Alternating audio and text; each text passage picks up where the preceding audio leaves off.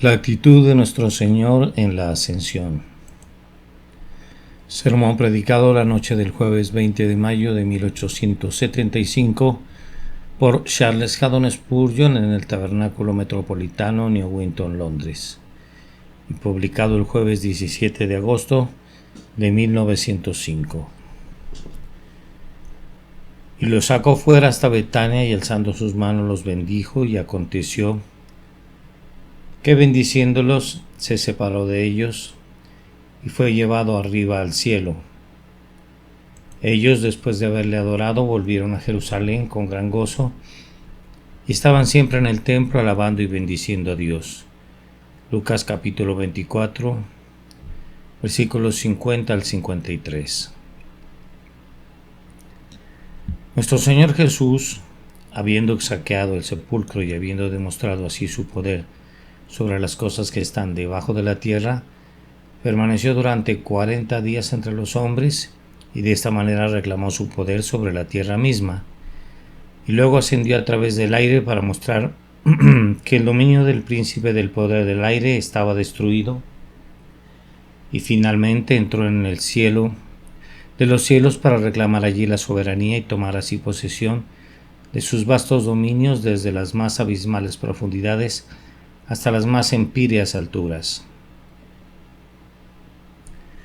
A mí me gusta imaginármelo recorriendo sus dominios de un extremo al otro, como un conquistador que inspecciona las provincias que han sido conquistadas por su poder. Nuestro Señor no efectuó una rápida travesía a través del mundo, y en la mañana de la resurrección Él habría podido irse de la tumba tan pronto como fue abierta directo hasta su gloria, pero tenía razones para quedarse durante un tiempo, y de esas razones hablaré brevemente antes de llegar al tema principal de mi discurso, la actitud de nuestro Señor en la ascensión. Su ascensión ocurrió 40 días después que resucitó de los muertos. Ustedes saben cuál significativo ha sido siempre el periodo de 40 días en la Escritura, y ustedes saben que en el propio caso de nuestro Señor, Él pasó 40 días en el desierto, siendo tentado por el demonio.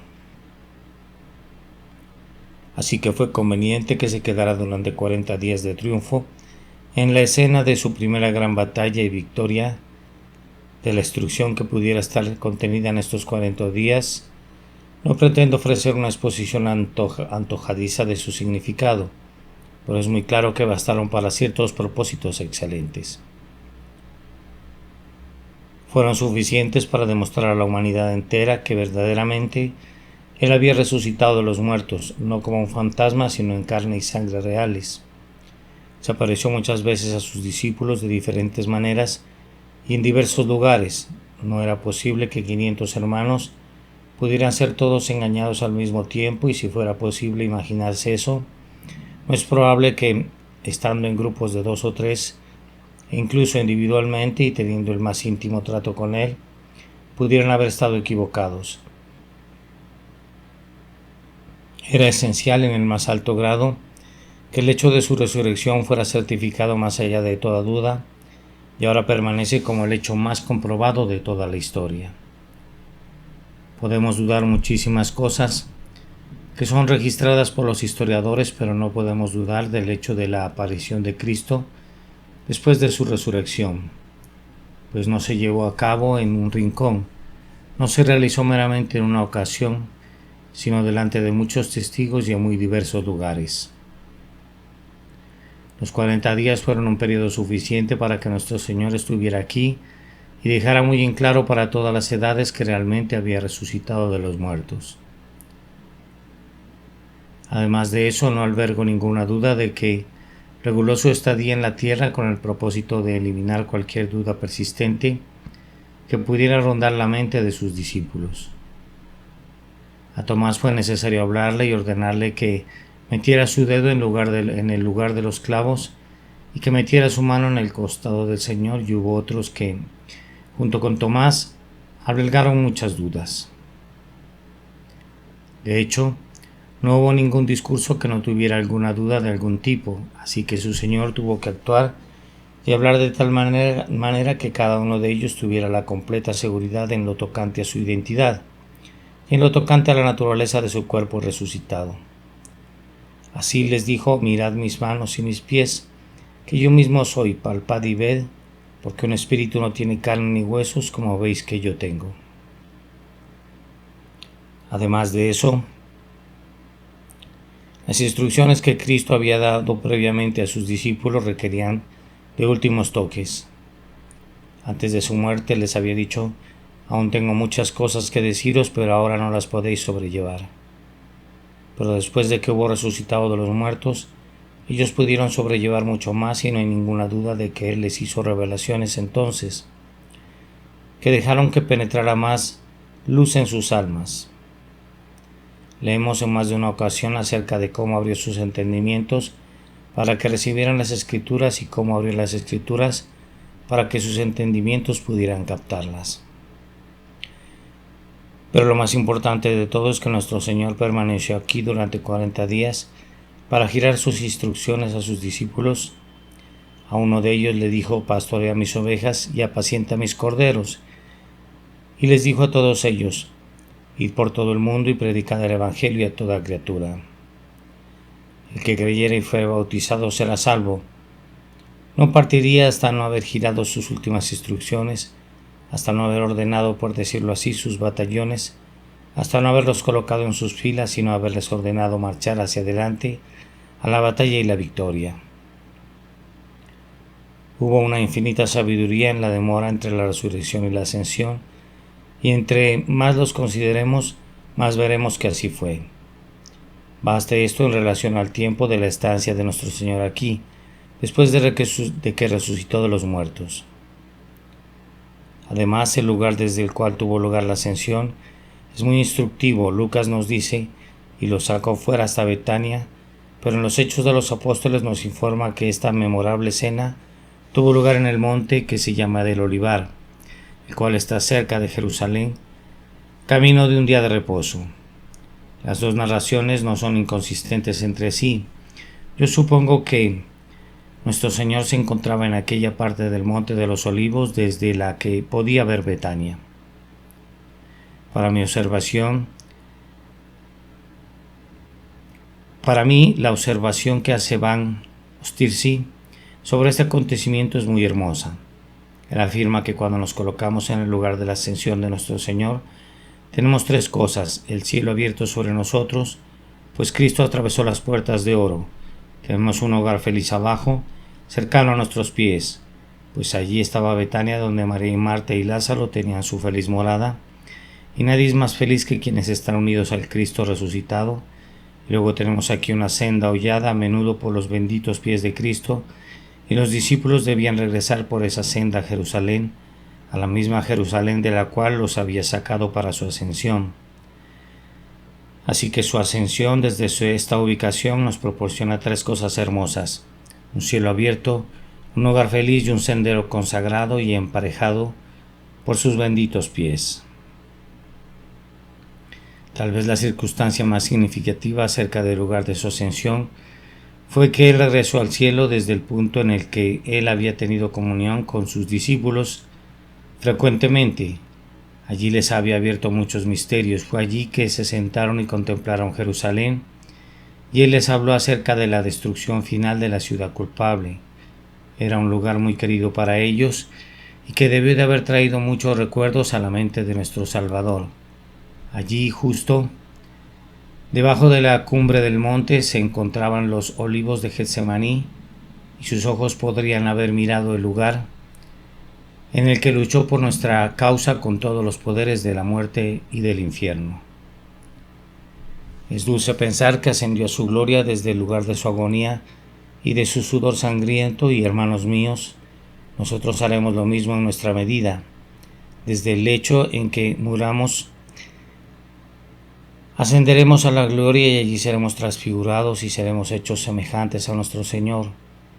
Y desde el sepulcro de la muerte, nuestro Getsemaní, nuestros cuerpos saltarán a la venida del Señor, y al sonido de la gran trompeta, para entrar en toda la belleza de la resurrección y la vida. Sí, allí donde combatimos venceremos, allí donde sufrimos, allí reinaremos. Me gusta pensar en que el último lugar de la tierra que Jesús tocó fue un monte pues los montes han sido con frecuencia los lugares en los que se han llevado a cabo las transacciones más grandiosas entre los hombres y Dios. Me gusta verlo acercarse al cielo tanto como pudo sobre sus pies, porque él no obraría un milagro en tanto que se pudiera hacer algo por los medios ordinarios, y luego, suavemente por así decirlo, empujó la tierra hacia abajo y él mismo ascendió a la gloria, donde ahora se sienta a la diestra de Dios el Padre. Consideremos el tiempo y el lugar de la ascensión de nuestro Señor, y tendrán algunos temas dignos de su más profunda meditación. Luego, piensen en la escena misma. Hay discípulos de Cristo congregados en derredor suyo, ciertamente los apóstoles y tal vez otros de sus seguidores. Salieron a Betania y al monte del Olivar procedentes de Jerusalén. No sabría decir si atravesaron las calles al mediodía. Pienso que es muy probable, y así fue. Si así fue, muchos deben de haber mirado sorprendidos al Nazareno, a quien habían visto clavado en la cruz del Calvario, vivo nuevamente ahora y pasando a lo largo de sus calles. Si sucedió así o no, no podría decirlo. Atravesaron el Cedrón, este horrendo torrente en el que depositaban las contaminaciones del templo, y luego rodearon Getsemaní por el sendero serpenteante hasta llegar a la cima del monte del Olivar, donde Jesús podía mirar hacia abajo, a un costado, a Jerusalén, y al otro lado a Betania, y comenzó a hablar con sus discípulos. ¿Qué pasa si digo que comenzó a cantar su himno de agonía? No debo decir eso, pues no murió otra vez, sino que cantó su himno de partida y dio su mensaje de despedida, y entonces comenzó a levantarse. Cuán atónitos debieron de haberse quedado sus discípulos, cómo debieron de haber retrocedido al tiempo que la majestad refulgía de su ser. Comenzó a levantarse y subió despacio, alzándose majestuosamente, y los discípulos miraban hasta que desapareció poco a poco ante sus ojos atónitos, y cuando estaba a punto de desaparecer de su vista, vieron una nube que flotaba y los separaba de él, y partió, se fue a su trono. Me gusta pensar en la ascensión de nuestro Señor de esta manera sencilla, aunque sublime. Yo podría haber estado aterrorizado si hubiera sido Eliseo caminando con Elías, cuando los caballos y los carros de fuego vinieron para llevárselo. Pero no hubo nada terrible acerca de esta ascensión de Cristo. Él no fue un profeta de fuego. Él era delicado, manso y humilde, y no hubo nada que inspirara terror en la manera que ascendió al cielo. Es muy hermoso para mi mente pensar que no se empleó ningún medio en conexión con esta ascensión. No requirió de alas de ángeles que lo transportaran hasta arriba, de ningún brazo visible de la omnipotencia que lo alzara suavemente de esta tierra, de ninguna águila de Júpiter que ocultara a ese ser elegido y selecto. No, sino que se eleva por su propio poder y majestad. No necesita de ninguna ayuda. Los ángeles habrían sido muy felices de venir una vez más a la tierra, como habían venido en su nacimiento, como habían estado en el desierto, como habían venido a su tumba. Gustosamente le habrían ministrado, pero no necesitaba del ministerio de los ángeles. Al menos, al comienzo de su jornada, él demostró el poder innato de su deidad, por el cual podía partir del mundo justo cuando quisiera, rompiendo con la ley de la gravedad y suspendiendo las leyes que gobiernan usualmente la materia. Muy bien podía realizar esto, ya que él había hecho esas leyes y podía alterarlas y controlarlas como pluquiera.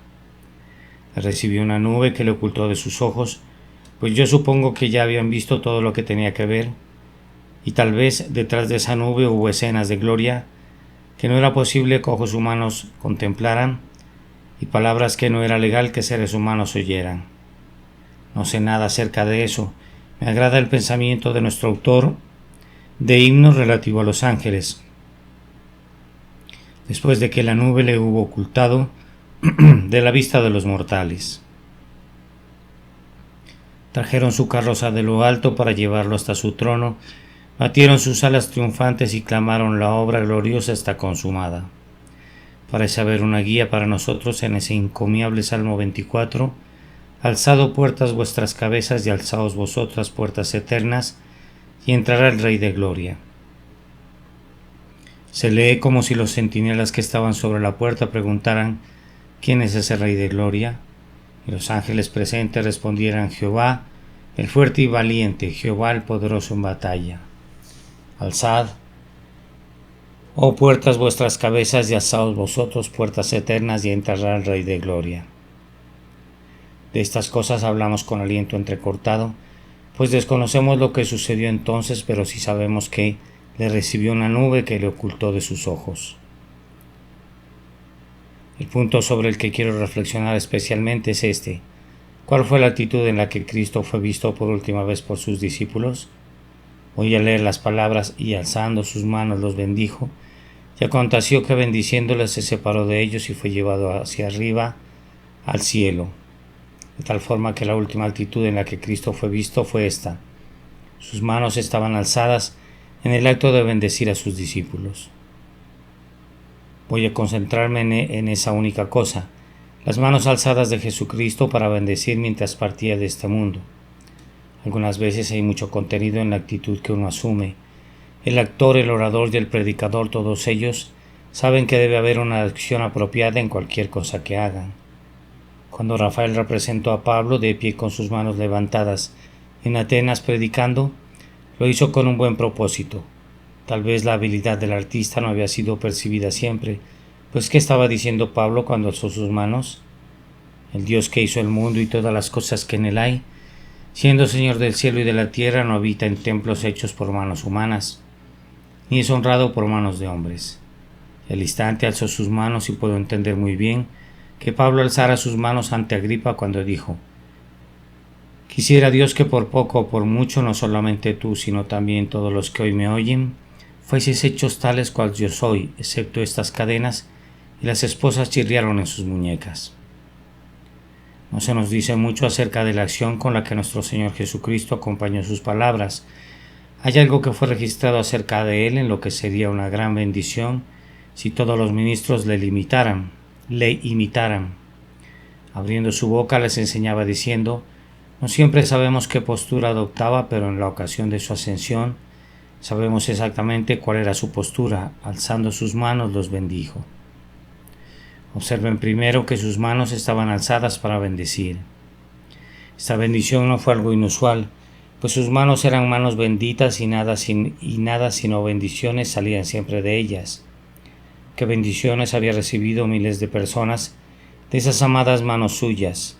Esas manos habían multiplicado los panes y los peces y habían alimentado a miles de personas hambrientas.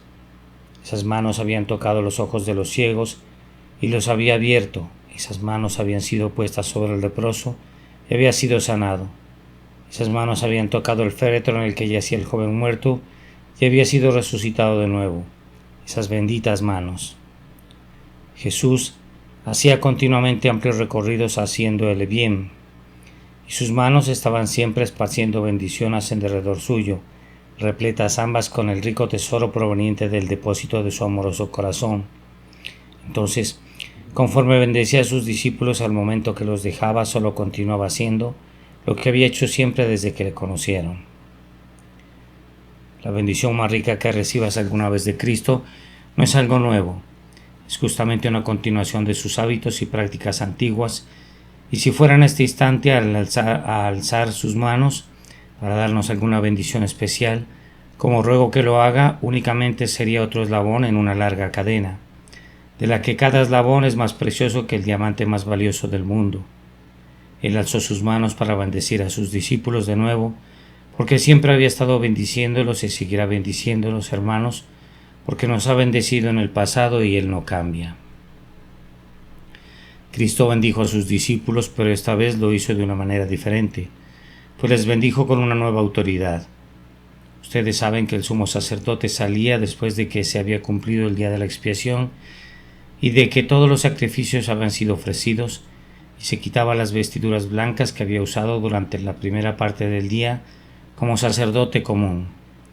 Esas vestiduras deben de haber estado todas manchadas con sangre, pues todo el día había estado ocupado con el derramamiento y la rociadura de la sangre.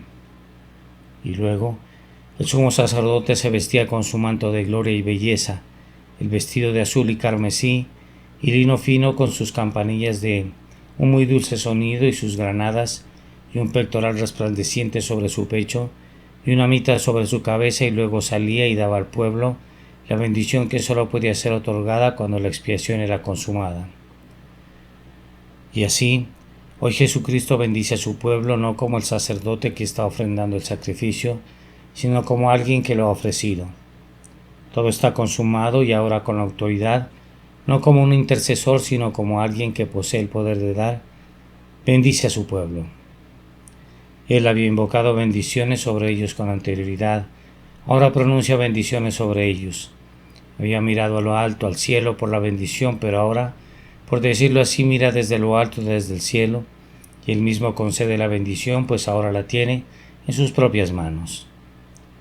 Toda su obra y su guerra completadas. Ahora va a lo alto, a su cielo, y demuestra su derecho a reinar al comenzar ahora el reino de la bendición en medio de los hijos de los hombres. Si pudiera expresarlo así, antes había bendecido a sus discípulos, como el predicador pronuncia la bendición al cierre de su servicio. Pero él ahora los bendecía como no los había bendecido nunca antes, y en ese sentido fue el comienzo de ese discurso de oro, procedente de aquel púlpito consagrado que está a la diestra de Dios, desde el que continúa predicándonos con base en este texto: porque yo vivo, vosotros también viviréis. En aquella ocasión la bendición de nuestro Señor Jesucristo fue sin duda una bendición muy plena. No se nos informa lo que dijo. Me quedo tranquilo con desconocerlo. Me gusta pensar que posiblemente no pronunció palabra alguna, sino que semejaba una bendición y sobre todo concedió una bendición con esas benditas manos suyas. No ascendió con sus manos cerradas como si estuvieran llenas de algo exclusivo para él, sino que estaban extendidas como si quisiera vaciar sus manos de las innumerables bendiciones que había obtenido para nosotros. Miren, hijos míos, dice, miren, no me guardo nada para mí, todo lo que tengo es para ustedes. Escuchen, discípulos míos, escuchen todo lo que el Padre me ha hecho saber, yo les he hecho saber a ustedes. Miren, hijos míos, miren, hermanos míos, y aquí yo les he dado todo lo que tengo, mi humanidad y mi deidad, mi vida, mi muerte, mi resurrección y mi gloria. Y así, con esas benditas manos levantadas, parece impartir la más plena bendición concebible, pues Él nos da todo lo que Dios puede dar. Él nos da todo lo que tiene para que sea nuestro por siempre y para siempre. ¿Acaso no pueden visualizarlo haciendo esto? Lo veo ahora con el ojo de mi mente. Mi imaginación pareciera ayudar a mi fe y yo bendigo su amado nombre, porque la última vez que sus discípulos le vieron con sus manos vacías después que derramó sobre ellos la bendición. Noté también que esta bendición fue para sus discípulos. ¿Acaso no puedo poner el énfasis en eso? Alzando sus manos los bendijo. Sí, hay bendiciones comunes en las que todos los hombres tienen una participación, pero hay bendiciones para sus elegidos. Él es universalmente benevolente, pero Él es especialmente generoso para con sus propios elegidos. Él amó a su iglesia y se entregó por ella. Él ha redimido a su pueblo con su sangre de todo linaje y lengua y pueblo y nación. Había algo especial acerca de la bendición de Cristo, tal como lo había acerca de su intercesión. Él dijo a su Padre en relación a sus discípulos: yo ruego por ellos, no ruego por el mundo, sino por los que me diste, y ahora que había resucitado de los muertos los bendecía. Puedo esperar contarme entre ellos, pues sobre esos discípulos recayó la bendición para que a su vez pudiera ser impartida a la iglesia entera de Cristo, de la que ellos eran los representantes. Ha recaído esa bendición sobre ti, amado. Nos ha bendecido Dios con toda bendición espiritual en los lugares celestiales en Cristo, según nos escogió en Él antes de la fundación del mundo. Hemos recibido la bendición del perdón, la bendición de la justificación, la bendición de la adoración. Tenemos hoy la bendición de la comunión, la bendición del poder para vencer al pecado. El Señor da todas estas cosas a los suyos que le conocen, a sus ovejas que oyen su voz y que le siguen, y para quienes Él es en verdad el buen pastor. Entonces permítame susurrarles a su oído: si les ha bendecido, serán bendecidos, pues no hay poder en el cielo o en la tierra o en el infierno que pueda revertir la bendición que Él otorga. Si Jesús lo dice, ustedes en verdad son bendecidos. Y él lo dirá de nuevo en el último y tremendo día: venid benditos de mi Padre, heredad el reino preparado para vosotros desde la fundación del mundo. No obstante, todas sus tribulaciones y todos sus problemas, sus debilidades y flaquezas, ustedes son benditos. Benditos vosotros de Jehová, que hizo los cielos y la tierra, y serán benditos por siempre y para siempre, pues el que ha ido a lo alto les ha dejado el legado de su bendición, que no les será quitado nunca. Yo considero esta bendición de los discípulos de parte de su Señor ascendiendo como un adecuado final para la vida del Salvador, como si el Señor les dijera: he aquí, este es un resumen de mi vida entera, he vivido para bendecirles, esa es la suma total de mi enseñanza, ese es el grandioso fin de mi ministerio, ese es el resultado seguro de mi muerte, que yo los bendiga. Esa bendición de la resurrección es la culminación de la vida de nuestro Salvador.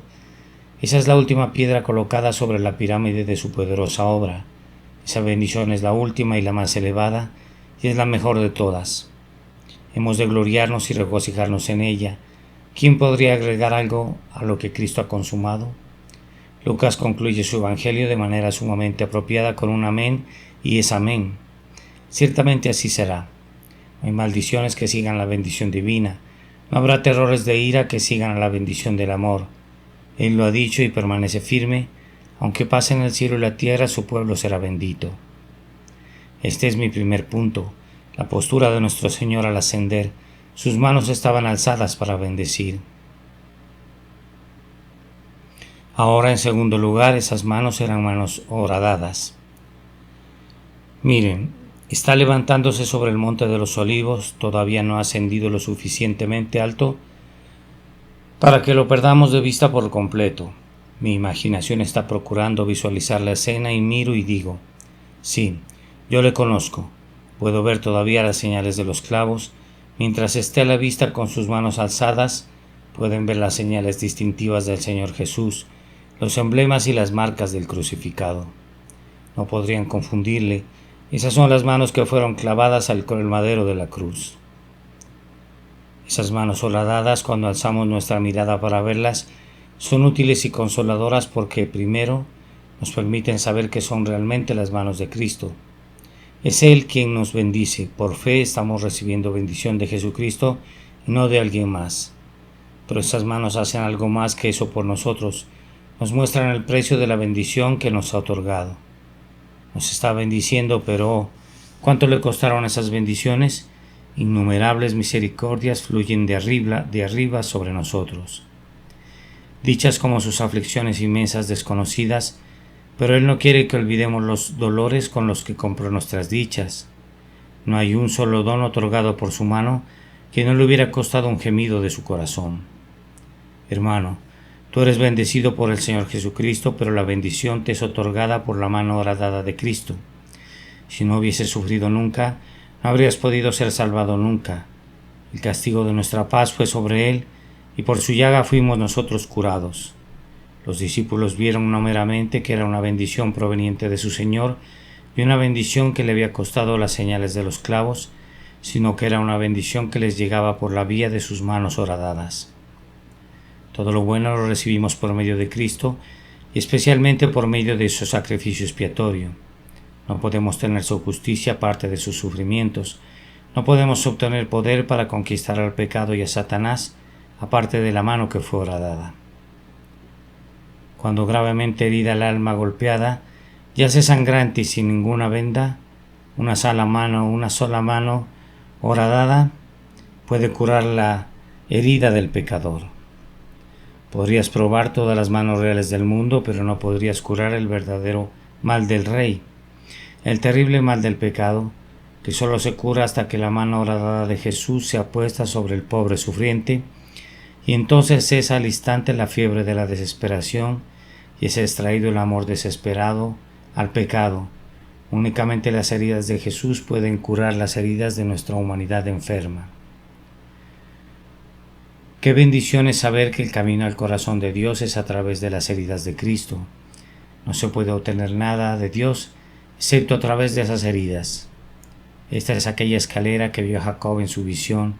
Esta es aquella puerta del paraíso a través de la cual los justos deben entrar. Este es el refugio de aquellas pobres almas que son acosadas por el león rugiente del infierno. Deben huir veloces como cervatillos aterrorizados hacia las heridas de Jesús y encontrar protección allí. Ustedes saben cómo lo expresa nuestro himno.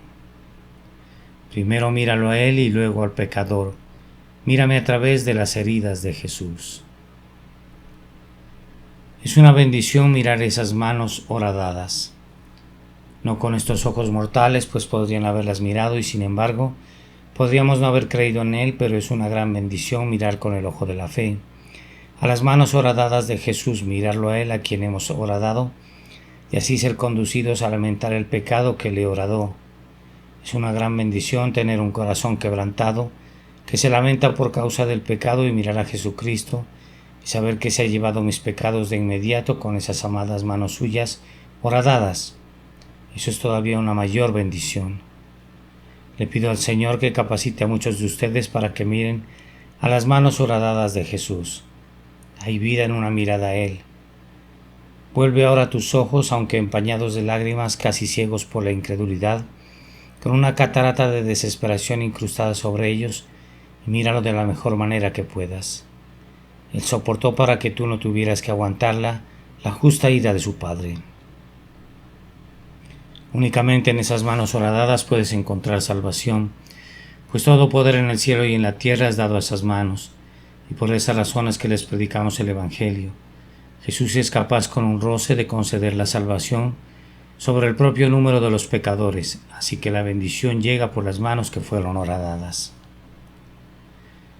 Yo pienso que esta acción de Cristo es un epítome del Evangelio, la sustancia de todo el asunto, las manos horadadas distribuyendo bendiciones. Allí está Jesús ascendiendo de la tierra al cielo, de la cual resucitó, desde el sepulcro donde fue enterrado después de que murió como el sustituto de los pecadores, y cuando asciende, está bendiciendo a los hombres con sus manos horadadas. A un pecador yo le diría, esta es la vía por la que la bendición ha de venir, procedente de las manos horadadas del Cristo que resucitó de los muertos, míralo a Él y vive. No he de demorarme más, aunque el tema es seductor, sino que lo he de concluir con una tercera reflexión. Es ser recordado que las manos de Cristo fueron alzadas para bendecir y que esas manos eran manos horadadas. Ahora, en tercer lugar, tengo que mostrarles que esas manos blandan el cetro. Miramos hacia atrás al Calvario y al olivar y recordamos que las manos que nos bendijeron fueron las manos que sangraron por nosotros. Ahora miramos hacia adelante y vemos que las manos que nos bendijeron son las manos que gobiernan el mundo.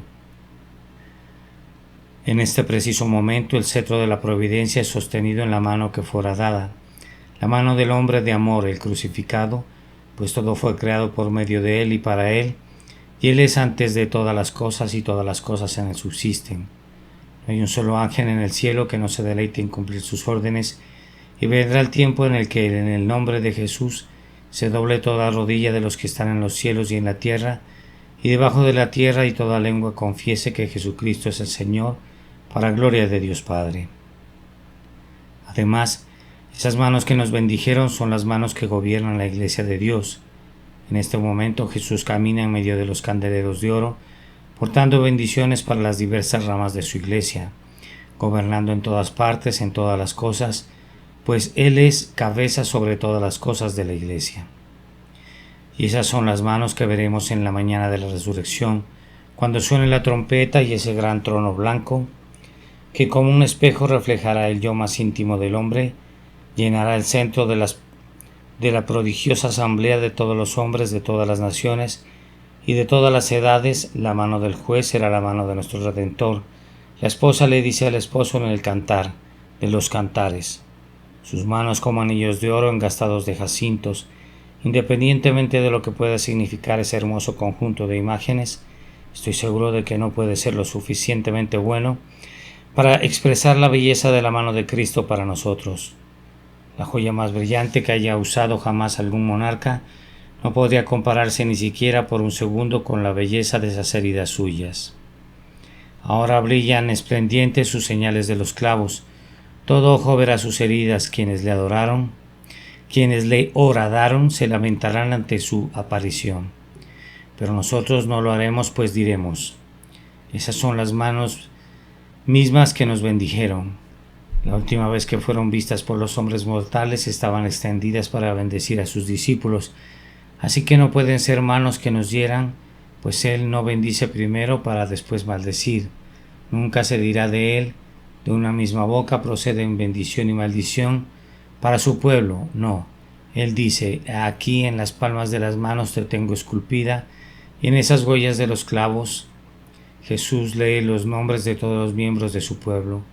Por amor a ellos soportó todo lo que aguantó por su causa.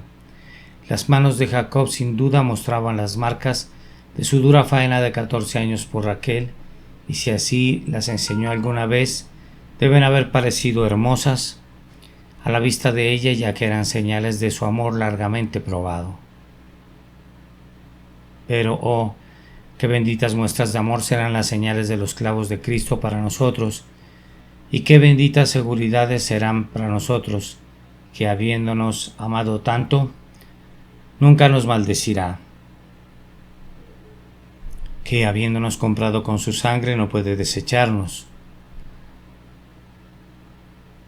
¿Quién nos separará del amor de Cristo? No se puede separar las señales de los clavos de las manos, ni podrías separar a aquellos que fueron redimidos por la sangre de Jesús del corazón de aquel que los redimió. En su carne lleva las señales de su eterna unión con nosotros, y esa señal de los clavos es como el anillo de matrimonio, la muestra que Él es hueso de nuestro hueso y carne de nuestra carne, y uno con nosotros por siempre. Somos miembros de su cuerpo, de su carne y de sus huesos. Pablo con verdad escribió: grande es este misterio, mas yo digo esto respecto de Cristo y de la Iglesia. ¿Cuál habrá de ser el resultado de todo esto? ¿Han visto a Cristo en alguna medida esta noche? ¿Ha hecho uso de mi lengua el Espíritu Santo como si fuera un pincel para pintar un cuadro? Por fe han visto a Cristo ascendiendo con manos alzadas, las manos horadadas, las manos que han de blandir el cetro de la soberanía universal. Entonces hagan justo lo que hicieron sus discípulos. Primero le adoraron. Brindamos a Jesús ahora en nuestra mente un claro acto de adoración. No debe concluir el día hasta que, en adición a todas estas devociones que solemos rendirle efectivamente, le adoremos. Hay una nube entre nosotros y Él, pero el consuelo es que es solamente una nube y el sol pronto traspasará una nube. Es una nube que está derramando una lluvia de bendiciones sobre nosotros, pues era conveniente para nosotros que Cristo se fuera, y el descenso del Espíritu es uno de los resultados de su ascensión a los cielos. Él puede brillar a través de esa nube y brillar también gloriosamente a través de ella. Adorémosle ahora. Bendito sea tu nombre, oh tú eterno Dios Emmanuel, Dios con nosotros. Adora al hermano en el silencio de tu alma. Luego, a continuación, como los discípulos, hemos de llenarnos de gozo, pues se nos informa que, después de haber adorado, volvieron a Jerusalén con gran gozo. Sí, deben regresar a su Jerusalén, deben regresar a casa, deben ir en medio de hombres y mujeres impíos para servir a su Señor, pero han de ir como lo hicieron los discípulos, con gran gozo. Vayan con esta nota de júbilo en sus labios. Nuestro Señor ha resucitado de los muertos, nuestro Jesús ha ascendido a lo alto, los poderes del infierno son conducidos cautivos, arrastrados a los portales del firmamento. Yo he experimentado que un pensamiento de la exaltación de nuestro Señor me ha alzado de los límites de la desesperación en una terrible hora. Hace mucho tiempo, cuando la razón casi vacilaba después de que me habían sobrevenido grandes calamidades, recuperé mi equilibrio y mi paz mental en un solo instante al recordar este texto específico. Por lo cual Dios también le exaltó hasta lo sumo y le dio un nombre que es sobre todo nombre. Yo me sentí después del accidente en el Surrey Gardens Music Hall como el soldado que estaba mortalmente herido y tirado en una zanja, pero me pareció oír el grito: Dios también le exaltó. Así que no me importó lo que me sucediera a mí, en tanto que mi Señor fuera exaltado. Se dice que uno de los grandes soldados de Napoleón yacía herido y desangrándose hasta la muerte, Pero vio al emperador cabalgando cerca de él y sus ojos despidieron fuego otra vez y dijo: no se preocupen por mí, pues el emperador está a salvo. Así es como yo sentí en un sentido mucho más elevado en relación a mi exaltado Señor y me dije: en tanto que viva y reine todo está bien. Los hombres pudieran encolerizarse contra mí como quieran, pero ¿qué importa en tanto que Él sea exaltado? Yo quisiera, queridos amigos, que sintieran así en relación a su Señor, que ascendió al cielo. Regresen a casa y adórenle y sean llenos de gran gozo. Luego hubo otra cosa que hicieron los discípulos. Ellos estaban siempre en el templo, alabando y bendiciendo a Dios. Su gozo ha de tener una adecuada expresión. Jesús ha resucitado, así que comiencen a alabarle, y habiéndolo hecho una vez, continúen alabándole, y no dejen de hacerlo en tanto que haya una causa para alabarle, y eso será por siempre y para siempre. Jesús ha ido a lo alto al cielo y ha abierto un camino directo al trono de Dios. Entonces envíen sus alabanzas a Él, a lo alto. El corazón de ustedes ha de remontarse directamente desde la tierra hasta el corazón de Dios. Yo puedo exhortarlos a que hagan esto, pero únicamente el Espíritu Santo puede habilitarlos para hacerlo, y yo ruego que Él haga esto ahora para todo el pueblo del Señor. Si los que están fuera se estuvieran preguntando qué tenemos que ver con este Jesús que ha ascendido al cielo, permítanme simplemente recordarles de otro propósito de su exaltación. Pedro le dijo al sumo sacerdote: a este Dios ha exaltado con su diestra por príncipe y salvador, para dar a Israel el arrepentimiento. Esto es, al propio primero de los pecadores, para darle a Israel arrepentimiento y perdón de pecados. Es por medio de la fe en Él que este perdón les puede ser otorgado a ustedes. Si confían en Él, que ha resucitado de los muertos y ha ascendido a su gloria, serán salvos, pues puede también salvar perpetuamente a los que por Él se acercan a Dios, viviendo siempre para interceder por ellos. Eso es lo que está haciendo ahora, así que confíen a Él su caso, confíen en Él ahora por causa de su amado nombre. Amén. Nota del traductor. Cuando el hermano Spurgeon se refiere al mal del rey, en la Edad Media se tenía la creencia que ciertas enfermedades de la piel, y en particular la escrófula o tumefacción de los ganglios linfáticos que predisponen a la tuberculosis, podían ser curadas si el rey tocaba al enfermo. El toque real, el toque del soberano de Inglaterra. Por esta razón la escrófula era conocida también como el mal del rey. La actitud de nuestro Señor en la ascensión. Este fue un sermón que fue predicado la noche del jueves 20 de mayo de 1875 por Carlos Haddon Spurgeon en el Tabernáculo Metropolitano en Newington, Londres, y publicado el jueves 17 de agosto de 1905. Y los sacó fuera hasta Betania, y alzando sus manos los bendijo. Y aconteció que bendiciéndolos se separó de ellos. Fue llevado arriba al cielo.